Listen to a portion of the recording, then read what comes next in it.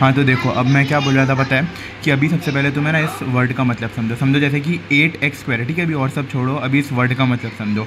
अब समझो जैसे इसमें 8x² है, ठीक है। अब जो आगे सबसे नंबर रहता है ना, जो x के आगे नंबर रहेगा, जो मेन नंबर होता है, उसको हम लोग कांस्टेंट बोलते हैं या फिर कोएफिशिएंट बोलते हैं, ठीक है। कांस्टेंट या कोएफिशिएंट। और जो x होता है ना, x, उसको हम लोग वेरिएबल बोलते हैं। और जो x के पावर में, मतलब जो x के ऊपर होता है ना, समझो x² हो गया या फिर x³ हो गया, तो उसको हम लोग पावर बोलते हैं, ठीक है। तो अब समझो कोई भी किसी को भी हम लोग कोई भी एक्सप्रेशन रहेगा ना, उसको क्वाड्रेटिक इक्वेशन कब बोलते हैं, जब जो x की पावर है ना, जो है उस पूरे लाइन में x की हाईएस्ट पावर जब 2 रहती है ना, तब हम लोग उसको कोई क्वाड्रेटिक इक्वेशन बोलते हैं। अब फॉर एग्जांपल समझो, मैंने तुमको एक एग्जांपल दिया, 5x² plus 2x plus 0 is equal 2x plus 3 is equals to 0। अब ये पूरे लाइन में x है ना, x, उसकी सबसे हाईएस्ट वैल्यू क्या दिख रही है। अब जहाँ पे कुछ कोई वैल्यू नहीं होती ना ऊपर, मतलब उसका 1 होता है, ठीक है। कोई भी वैल्यू नहीं है मतलब 1 है। तो अब इस पूरे लाइन में सबसे हाईएस्ट वैल्यू तुमको x की क्या दिख रही है, 2 दिख रही है। तो जहाँ जो भी लाइन में सबसे हाईएस्ट वैल्यू x की 2 होती है ना, उसको हम लोग बोलते हैं क्वाड्रेटिक इक्वेशन, ठीक है। तो अब ऐसे क्वाड्रेटिक इक्वेशंस को हम लोग कैसे सॉल्व करते हैं, अब जैसे कि तुमने क्वेश्चन दिया था उसके एग्जांपल लेते हैं, ठीक है। अब यहाँ पे क्या है, x² माइनस 8x प्लस 15, ठीक है। तो अब हम लोग क्या करेंगे, देखो अब हम लोग क्या करेंगे कि है ना, देखो, अरे एक सेकंड ना, यहाँ पे थोड़ा सा ब्लर हो रहा है।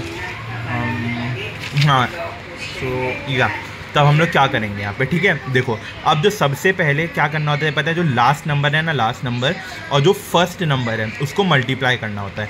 फर्स्ट नंबर है मतलब नंबर, हाँ, number, not x. I am not talking about x, I am talking about number. तो जो भी नंबर एक्स के पहले रहेगा ना, उसको मल्टीप्लाई करना होता है। अब जहाँ पे भी मैंने क्या बोला, एक्स के आगे या एक्स के ऊपर कुछ भी नहीं है, तो वहाँ पे हम लोग 1 कंसिडर करते हैं, ठीक है। अगर कुछ नहीं है तो 1 है।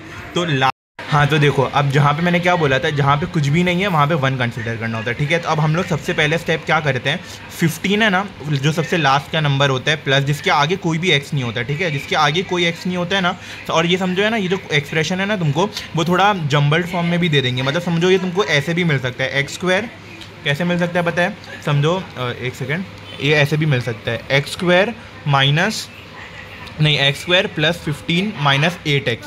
तो यहाँ पे ये लास्ट 8 मत ले लेना, याद रखना जिसके आगे x नहीं होगा, जो सिर्फ खाली नंबर होगा, वो हमेशा लास्ट में जाता है। जैसे यहाँ पे 15, और जो बीच में होता है वो सिंगल x, जिसके ऊपर सिर्फ 1 वैल्यू होती है x की, और जो सबसे ज़्यादा वैल्यू 2 वाला होता है वो सबसे स्टार्ट में रहता है, ठीक है। पूरे पहले ऐसे एक्सप्रेशन को फ्रेम करना। अब तुमने ऐसे प्रॉपर लाइन में एक्सप्रेशन को फ्रेम किया, फिर जिसके आगे कोई भी नंबर x नहीं होता है ना, जो मेन 15 होता है, ठीक है। तो अब उस 15 को जो x के पहले जो 1 होता है, समझो यहाँ पे कोई भी हो सकता है, कभी 8x भी हो सकता है, कभी कुछ भी हो सकता है, ठीक है। पर यहाँ पे कुछ भी नहीं है x के आगे, ठीक है। तो यहाँ पे हम लोग 1 कंसिडर करते हैं। तो लास्ट वाले नंबर को और जो फर्स्ट वाला नंबर है x के पहले, उन दोनों को मल्टीप्लाई करना होता है। तो 15 × 1 इज इक्वल्स टू 15, ठीक है। अब तुमने लास्ट नंबर और इसको मल्टीप्लाई किया, अब इसका आंसर आया 15। अब हमको क्या करना है, अब यहाँ पे बीच वाला नंबर देखना है 8, ठीक है। और ये वाली साइन देखनी है प्लस की, ठीक है। तो अब याद रखना, अब क्या करना है, अब हमको 2 ऐसे नंबर ढूंढना है जिसको प्लस, अब यहाँ पे प्लस है तो प्लस करने से 8 आए और मल्टीप्लाई करने से 15 आए। क्या मैंने बोला, 2 ऐसे नंबर ढूंढना है। पहले हमने क्या किया, इन दोनों नंबर को मल्टीप्लाई किया, उसका आंसर 15 आया। फिर हमको 2 ऐसे नंबर ढूंढना है, 2 ऐसे नंबर ढूंढना है जिनको प्लस करने से 8 आए, जो बीच का नंबर है 8 आए, और मल्टीप्लाई करने से 15 आए। अब प्लस, अब अगर यहाँ पे माइनस होता तो हम लोग बोलते 2 नंबर ऐसे जिसको माइनस करने से 8 आए, बट यहाँ पे प्लस है तो हम लोग 2 नंबर ऐसे ढूंढेंगे जिसको प्लस करने से 8 आए, ठीक है। ये साइन, तो ये इस साइन के ऊपर डिपेंड करता है। जो प्लस के आगे हैं, जो लास्ट कोएफिशिएंट के आगे होती है ना, अगर इसमें प्लस है तो प्लस करने से जो 2 नंबर ढूंढेंगे जो प्लस करने से बीच का नंबर है, और अगर यहाँ पे माइनस होता तो 2 नंबर ऐसे ढूंढते जिसको माइनस करने से 8 आता। बट यहाँ पे प्लस है, तब हम ऐसे 2 नंबर ढूंढेंगे जिसको प्लस करने से 8 आए और मल्टीप्लाई करने से ये वाला नंबर है। तो अब ऐसे कौन से नंबर है, ऑब्वियसली 5 और 3। तो यहाँ पे देखो 5 और 3 को हम लोग मल्टीप्लाई करेंगे तो 5 3 15, और इन दोनों को प्लस करेंगे तो 8 आएगा, ठीक है। अब क्या करने का है, देखो अब तुमने, हाँ तो अब हम क्या करेंगे, देखो अब हम लोग जो करेंगे वो ये है कि x² हमने लिखा जैसा ऊपर था, फिर यहाँ पे जो ये साइन है ना, ये साइन यहाँ पे, वही साइन एग्जैक्टली यहाँ पे लिखना है। फिर हमको बनाना है ब्रैकेट, ठीक है। अब यहाँ पे प्लस था, इधर प्लस था, तो मेन यहाँ पे प्लस डालना है, ठीक है। फिर यहाँ पे 5, जो हमारे जो 2 नंबर थे, 5x प्लस 3x प्लस फिर यहाँ पे जो है 15।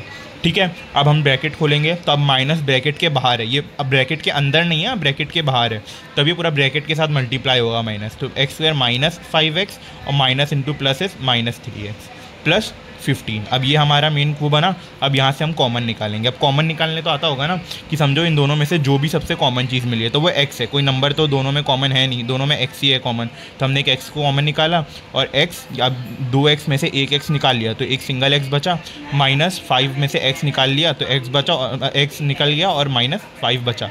ठीक है, अब यहाँ से भी कुछ ऐसा कोई कॉमन तो है नहीं, तो हम लोग अपना वही निकालेंगे 3 का टेबल, x तो कॉमन है नहीं यहाँ पे, बट यहाँ पे 3 कॉमन है। ठीक है, 3 दोनों के भी टेबल में जाता है, तो -3 और x -5 15 में से x कॉमन निकाला तो -5। ओके, अब यहाँ पे हम लोग तो हम लोग यहाँ पे अब हमारे देखो 2 सेम ब्रैकेट बन गए। हमेशा याद रखना ये जब हम ये सॉल्व करेंगे ना तो 2 ब्रैकेट कोई सेम है, तो 2 कोई भी ब्रैकेट है ना सेम निकलने ही चाहिए। ठीक है, तो अब यहाँ पे x -5 सेम निकला और जो ब्रैकेट के फिर बाहर रहते हैं उनको भी हम ब्रैकेट के अंदर ला देंगे, x -3 और पूरे को इक्वल्स टू 0 कर देंगे। अब यहाँ पे फिर x -5 इज इक्वल्स टू 0 और x -3 इज इक्वल्स टू 0, तब यहाँ पे x इज इक्वल्स टू 5 और x इज इक्वल्स टू 3।